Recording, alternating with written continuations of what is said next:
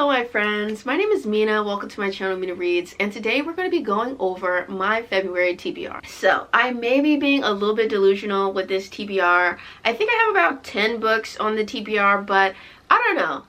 Last month I read 10 books. I think I can read 10 books this month, but we'll see. Y'all know I'm a mood reader, but I've been doing pretty okay with TBRs recently. I did a really good job with my last TBR that I posted, my November TBR.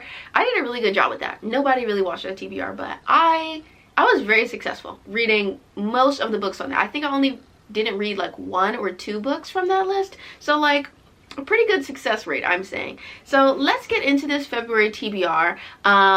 We've got lots to talk through, and I want this to be a short and sweet video. So up first, we have Untethered Sky by Fonda Lee. This is a fantasy novella about a girl who is becoming a rooker, and basically rookers, they are the drivers of these things called rooks, which are kind of like giant birds. I want to say maybe they're supposed to evoke like a griffin type mythical figure, and her family was eaten by a manticore, and so she has devoted her life to becoming a rooker. And I think that rookers are used to hunt manticore maybe, and there's going to kind of be like a giant beast battle. I think that that's the vibe that this book is supposed to be giving off, but if I'm wrong, that's fine. We'll find out once I read it. But I love Fonda Lee. You guys know that I am just so obsessed with the Greenbone saga, and so I have been eagerly anticipating what she's going to put out next, and this is her latest release post Greenbone saga. So I have to see what it's giving. I have already started it. I'm like 30 pages into it,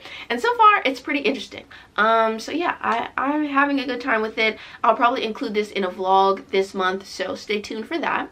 Alright, and then the next arc that I would like to read is The Adventures of Mina Al-Sarafi by S.A. Chakraborty. This is her latest release post Daevabad trilogy, another series that I absolutely adore.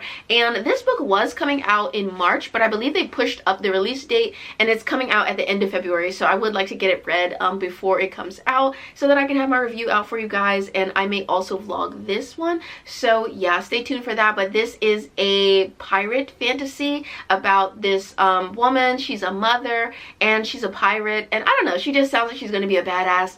I love S.A. Chakraborty's writing style, and so I was going to read it no matter what it's about. But this is said to be inspired by Sinbad, and Sinbad was one of my favorite movies when I was growing up, so I'm just really hyped for it. I'm really hyped for it, hoping upon hope that it's going to be an amazing read. And yeah, I'm excited. I'm very excited. Okay, so this month is kind of going to be an arc heavy month for me, because I also want to read The Neighbor Favor by Christina Forrest, and this is a new romance. I believe this is the author's adult debut, because they typically write YA romances, but this is about a woman who works at a publishing company, but she's always dreamed of being a writer, and she ends up asking her neighbor to be her fake date for a wedding, I think, and they get closer and they're bonding, and the neighbor also happens to be like an author, so they have like this literary connection as well as this whole fake dating thing. I love the neighbors trope, the roommate trope, anything where they're forced to be in like very close proximity through some type of outside situation. I love that. It excites me a whole bunch, so I'm excited to check this out. I've heard nothing but good things about this author, so yeah, I'm hoping that her adult debut is going to wow me. And I also want to read Highly Suspicious and Unfairly Cute by Talia Hibbert. This book came out in January, but I didn't get around to reading my arc for it, and so I would like to make up for that this month.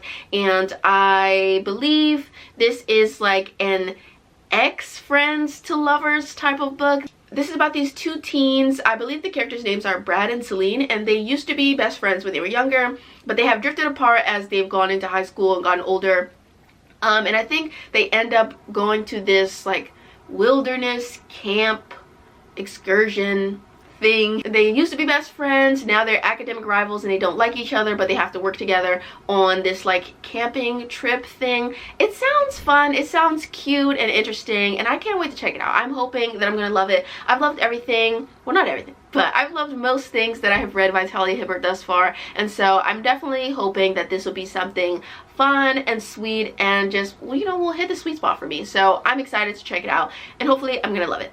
Okay, so then we've got The Stone Sky by N.K. Jemisin. I have been meaning to finish the Broken Earth trilogy for so long, and I just haven't. I haven't gotten around to it, so this month I am hoping that I can do it.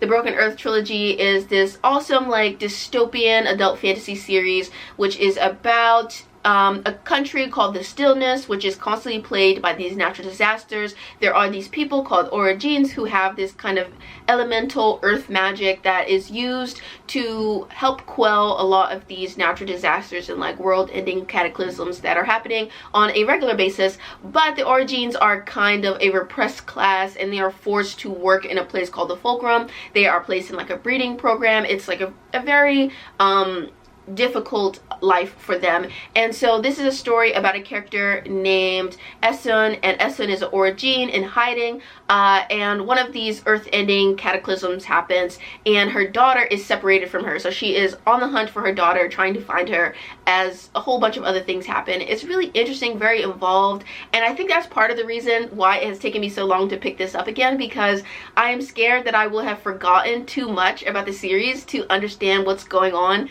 now reading the third book. But fingers crossed that I'm gonna know what's going on and that it'll be an epic conclusion. Speaking of black fantasy, I want to read The Blood Trials by N.E. Davenport. So anyway, a lot of my mutuals on Twitter just really love this book, and so I feel like I am experiencing a little bit of FOMO and I want to read this, so I am going to attempt to pick this up this month, but we're gonna have to see. I'm excited about it though. I've heard good things. I'm hoping it'll be like a really fun and fast-paced type of fantasy. So yeah, we're gonna see. And also, I really love the cover for the second book in the series. It has this like cool ensemble cast cover. It kind of looks like a Marvel poster. I sort of love it. I don't know, I'm into it. So yeah, hopefully I'm gonna enjoy this. Then we have a book that has been on so many TBRs, it's not funny. Like, literally, pray for me, pray for the book, because I know that this fucking book is tired. This is 7 Days in June by Tia Williams. This is a second chance romance about these two writers who had like a teen romance, but things didn't work out for them, and they end up meeting again at like a writers conference, I believe. I have been meaning to read this for years at this point, and I know this book is tired of me saying, yeah, I'm gonna read it this month, yeah, I'm gonna read it this video, yeah, I'm gonna read it, and I still haven't read it. But like, hopefully that will change soon, this month even, maybe, we hope. So yeah, I'm gonna try it out. I think that I'm just very much intimidated by the hype for this book, and I just have such a terrible feeling that I am not going to love it as much as other people love it, and I want to love it. So I'm scared to pick it up. I'm just so terrified about what my reaction is going to be to this book. So everybody, please pray for me in the comments that I'm going to love it, because I want to. I want to be a part of the crowd, and I want to have a good time with this one. So please cross your fingers for me. I want to love it.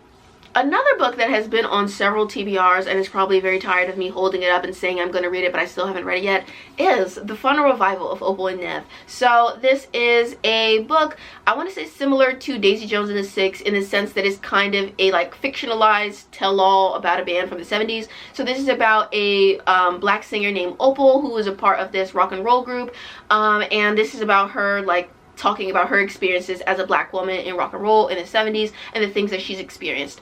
I have heard amazing things about this. I think the person who I've heard the most amazing things about it that really intrigued me is Monty from It's Monty Price. He really liked this book, and Monty rarely likes anything, so I feel like his good opinion means a lot to me, and I want to check this out. I'm hoping that I'm going to love it, and I'm really buzzing with a lot of excitement because the Daisy Jones and the Six adaptation is coming out soon. So I feel like my interest in the concept of like the fictionalized rock and roll tell-all it's been reignited, so I can't wait to check this out. Okay, so the next book that's on my list is a non-fiction book. This is a essay collection. This is called They Can't Kill Us Until They Kill Us by Hanif Abdurraqib. And so yeah, this is like an essay collection which talks about music and culture and various like social events through the lens of music. And so I have heard nothing but really amazing things about this writer, and I have been wanting to read one of his books for the longest time. So I feel like this month might be the right time to give it a shot. And I've been trying to read more nonfiction, so you know, why not start here? I want to read like at least 15 nonfictions this year, and I've already read one, so you know, small miracles, a little bit of progress being made. So I want to make some more progress this month as well.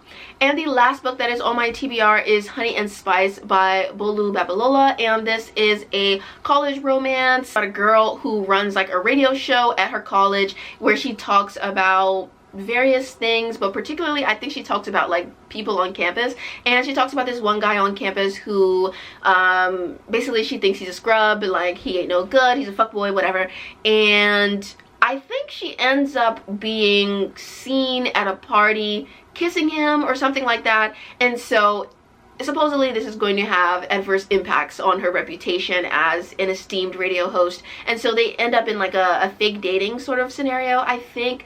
I don't know, everybody and their mother really loves this. I want to love it, so I'm gonna read it. We're gonna check it out. I have the audiobook, shout out to Libro FM, so I'm gonna be listening to the audiobook, and fingers crossed that I'm gonna love it. So that is my TBR for February. Wish me luck. I have high hopes for this month. I think there are a lot of books on this stack that I feel like I have a high level of potential of really loving, and I have a good feeling about my success rate for this month's TBR. So let me know what's on your TBR for the month. What are you getting into? I'd love to hear about that in the comments below. Thank you so much for watching, and hopefully I'll see you in my next one. So like, comment, subscribe, and all that good stuff, and turn on post notifications if you'd like to see more of my face and more of my content. So see ya, love you, bye!